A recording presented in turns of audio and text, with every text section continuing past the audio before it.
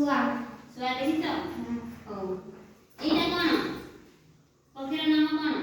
ଚଟିଆ ଚଟିଆ। ଏଇଟା କଣ? ହଉଛି ପଶୁ ହେଲା, ପକ୍ଷୀ ନୁହଁ।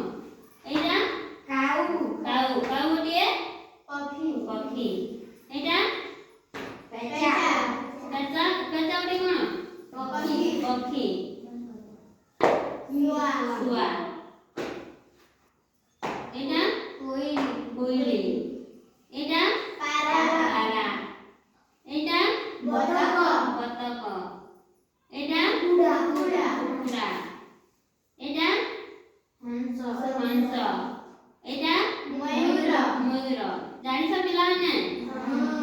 ପକ୍ଷୀମାନଙ୍କୁ ମଧ୍ୟ ଘରେ ରଖେ। ସେମାନଙ୍କୁ କଣ କୁହାଯାଏ? ଗୃହପାଳିତ। ଘରେ ଯୋଉଟା ଥାନ୍ତି। ହଂସ। ହଂସକୁ ଘରେ ରଖାଯାଏ।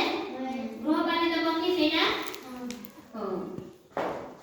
ଆଉ ଶୁଆ ବି ଘରେ ରହେ। ଘରେ ବି ରଖନ୍ତି, ବାହାରେ ବି।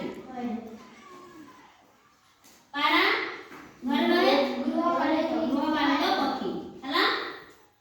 ପେଚା ପକ୍ଷୀ। ପକ୍ଷୀ ସେ ବାହାରେ ବି ରହେ ହେଲା। ପେଚାକୁ ଘରେ ରଖାଯାଏ ନାହିଁ।